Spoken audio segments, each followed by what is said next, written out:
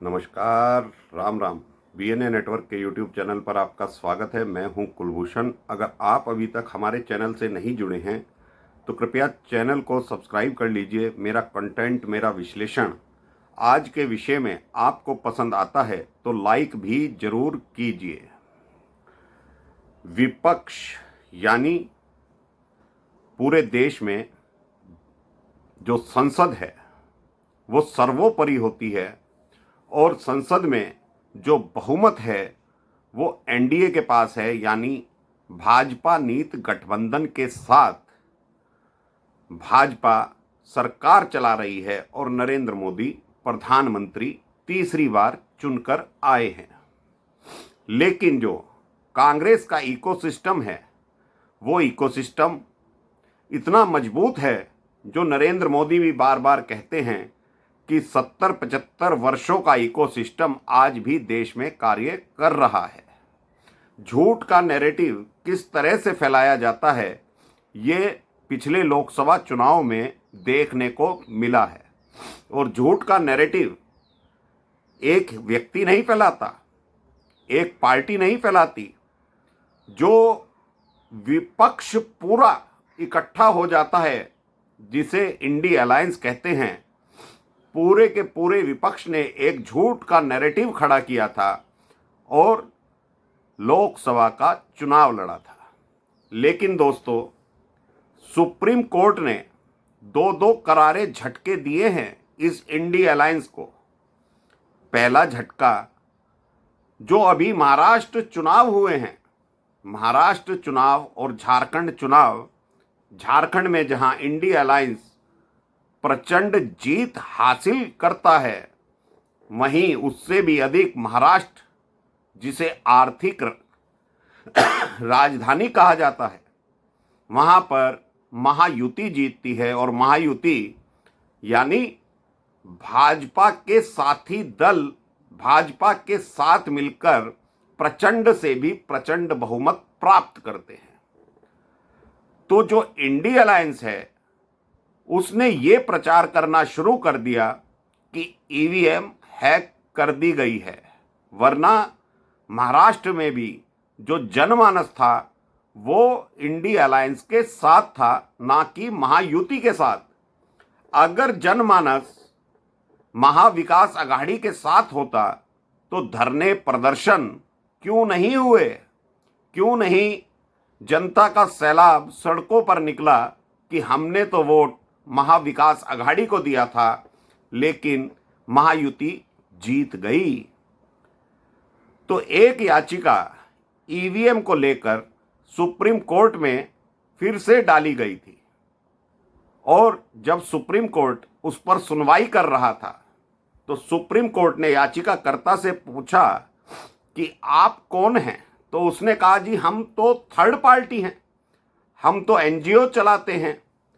तो supreme court के जजेस पूछते हैं कि आपका ईवीएम और बैलेट पेपर से क्या मकसद है, आप क्या चाहते हैं, क्यों आपने याचिका डाली है। तो जो एनजीओ याचिका डालता है वो कहता है कि चुनाव बैलेट पेपर से होने चाहिए क्योंकि ईवीएम हैक कर ली जाती है।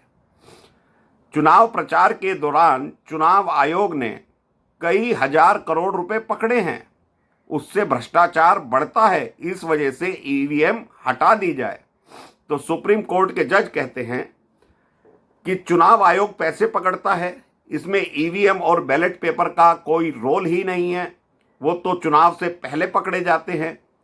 तो इसके बाद वो व्यक्ति, वो एनजीओ सुप्रीम कोर्ट को समझाने की कोशिश करता है कि 100 से अधिक देशों में बैलेट पेपर से चुनाव होते हैं, तो हिंदुस्तान में भी वही परंपरा लागू कर देनी चाहिए जो पुरानी परंपरा थी। तो सुप्रीम कोर्ट के जज कहते हैं कि अगर हमारा देश आगे बढ़ रहा है, तरक्की कर रहा है और इलेक्ट्रॉनिक संसाधनों से देश चला रहा है, तो हम दूसरे देशों की तुलना अपने देश से क्यों करें। तो सुप्रीम कोर्ट के जज यही नहीं रुकते, वो कहते हैं और कोई समस्या हो तो बताइए। तो वो जनाब कहते हैं कि चंद्रबाबू नायडू भी ईवीएम को लेकर तरह तरह की बातें कर चुके हैं, लेकिन अब वो भाजपा गठबंधन के साथ हैं, तो अब वो बैलेट पेपर की डिमांड नहीं कर रहे। लेकिन पहले चंद्रबाबू नायडू और जगन मोहन रेड्डी दोनों और इनके अलावा जितने विपक्षी दल हैं वो सारे बैलेट पेपर से चुनाव कराना चाहते हैं। तो यहीं पर खेल खराब कर देता है सुप्रीम कोर्ट और याचिका को खारिज कर देता है।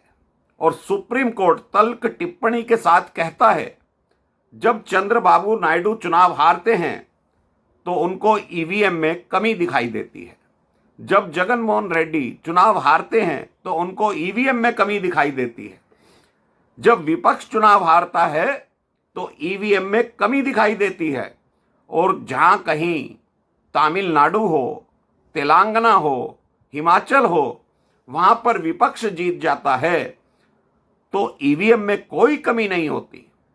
तो ये तर्क आधारहीन हैं और सुप्रीम कोर्ट जो याचिका करता था उसको फटकार लगाते हुए याचिका को निरस्त कर देता है।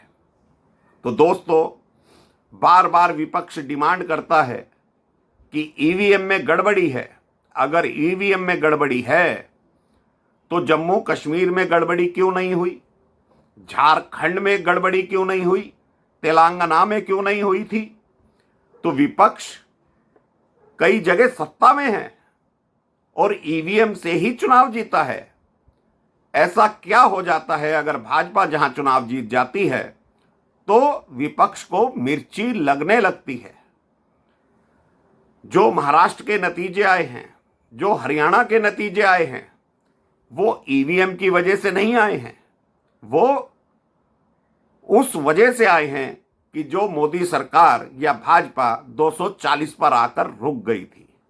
भाजपा ने अपना स्टैंड बदला, हिंदूवादी स्टैंड फिर से कायम किया, तो एक हिंदू जनमानस में वो चेतना जागृत हुई कि जो गलती हम लोकसभा चुनाव में कर चुके हैं अब उसे दोबारा रिपीट ना करा जाए। और भाजपा तो अब एग्रेसिव मूड में दिखाई दे रही है। प्रधानमंत्री वक्फ बोर्ड पर भी बोल चुके हैं, लेकिन आज खबर आती है कि वक्फ बोर्ड पर जो जेपीसी बनी थी उसका कार्यकाल बढ़ाया जाएगा, और जो अभी जेपीसी की रिपोर्ट आनी थी उसका कार्यकाल अगले सेशन तक यानी आम बजट के सेशन तक बढ़ा दिया जाएगा।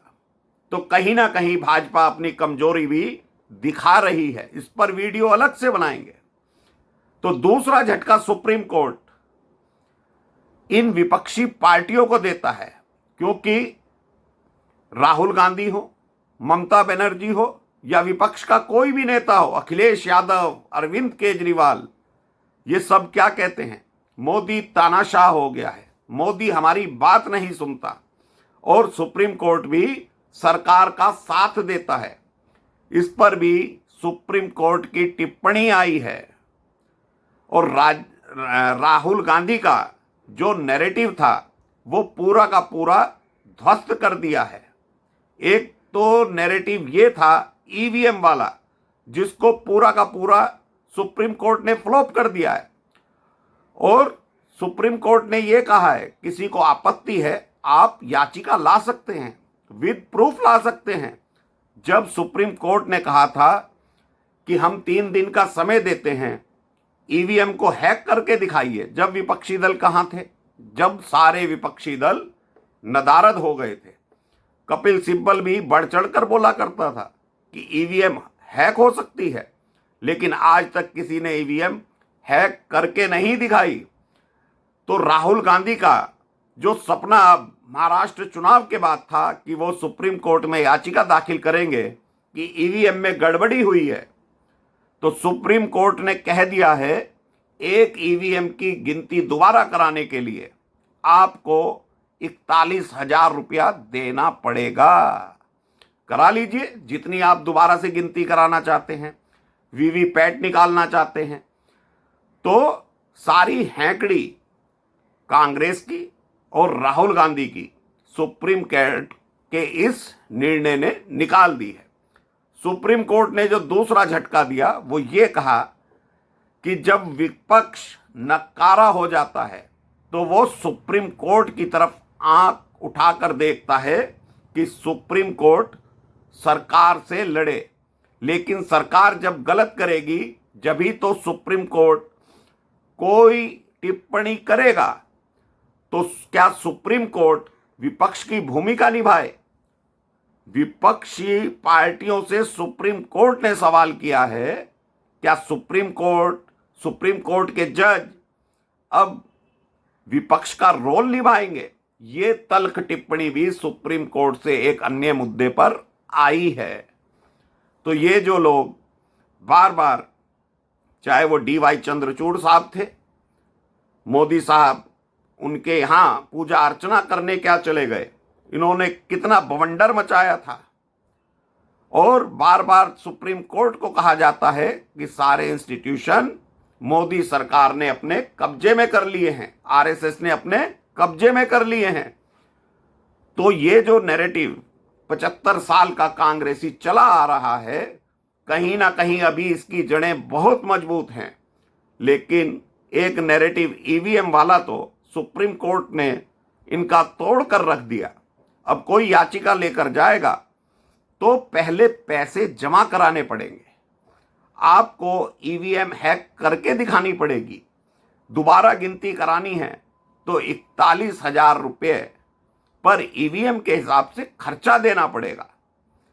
तो सुप्रीम कोर्ट ने राहुल गांधी की जो हैकड़ी वाली बातें थी वो EVM के जरिए, और विपक्षी पार्टियों का जो हमला हुआ करता था सुप्रीम कोर्ट पे कि वो सरकार का साथ देते हैं, तो उन्होंने स्पष्ट कर दिया है कि हम न्याय प्रणाली पर ध्यान दे सकते हैं, विपक्ष का काम नहीं कर सकते।